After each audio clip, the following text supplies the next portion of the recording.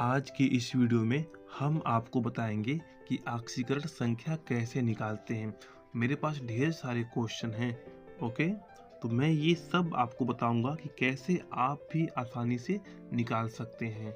मगर उससे पहले यहाँ पे कुछ रूल है, ये आपको याद करना पड़ेगा। जैसे में फ्लोरीन, क्लोरीन, ब्रोमीन, आयोडीन, ये हर जगह -1 में रहते हैं।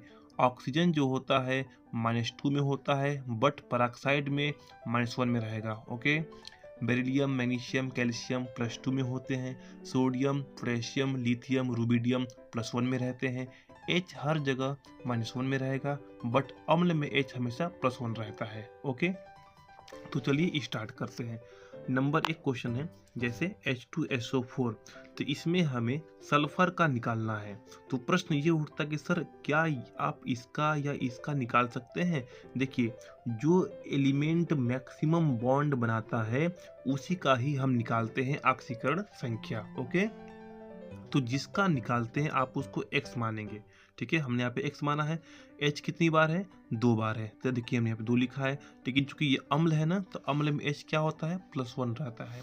तो 2 गुणे +1 प्लस सल्फर का x हमने माना है। और O कितनी बार है? 4 बार है। तो 4 गुणे -2 बराबर क्या हो गया? 0। सभी पदार्थों के ऑक्सीकरण संख्या का जो योग होता है 0 के बराबर होता है। इसको सॉल्व करिए।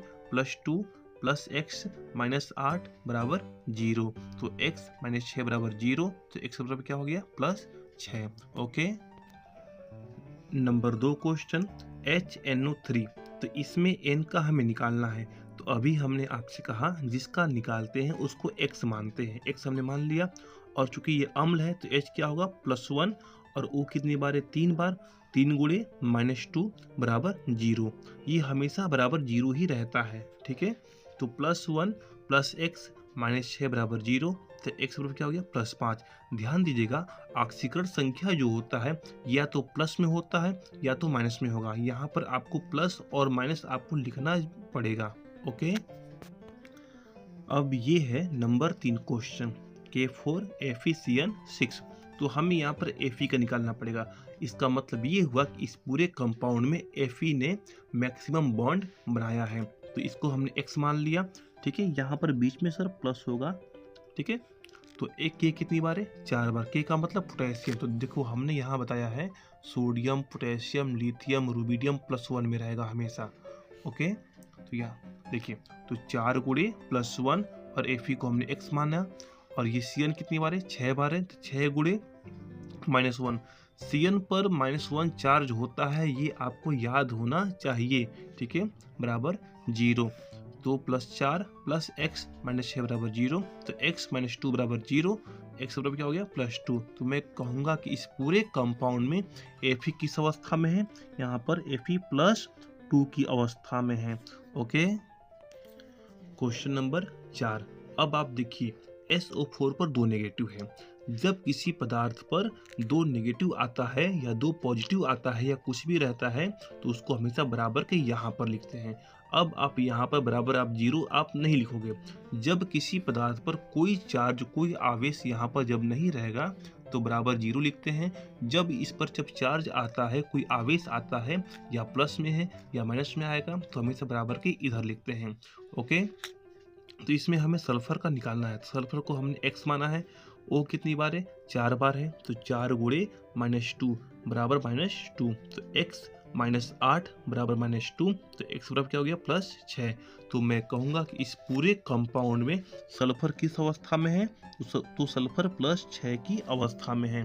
ओके, नंबर 5 क्वेश्चन देखो, ये ब्रैकेट में है, PtCl4 पे 2 नेगेटिव है। ठीक है, तो अभी हमने आपसे कहा अगर ब्रैकेट के ऊपर कोई चार्ज रहता है, कोई आवेश आता है, तो इसको हमेशा बराबर के यहाँ लिखते हैं। ओके, यहाँ पे आप 0 आप नहीं लिखोगे। ठीक है, तो Pt को हमने x माना है।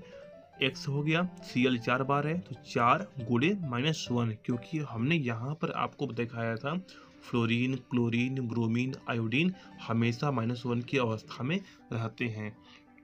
ठीक है, तो x -4 बराबर -2। तो x बराबर क्या हो जाएगा? +2। तो मैं कहूँगा इस पूरे कंपाउंड में Pt किस अवस्था में है? तो Pt हमारा, Pt का मतलब प्लेटिनम +2 की अवस्था में है। ओके, क्वेश्चन नंबर 6 देखिए, CH4 इसका नाम क्या है, मीथेन, निकालना है कार्बन का, तो इसको आप x मानोगे, मान लिया हमने x, तो x प्लस 4 गुणे -1। हमने आपसे कहा था H हर जगह -1 की अवस्था में रहता है, बट अगर H आपका अम्ल में रहेगा तो यहाँ पर +1 हो जाएगा। ओके, तो ये क्या हो गया, x -4 बराबर 0, x बराबर +4।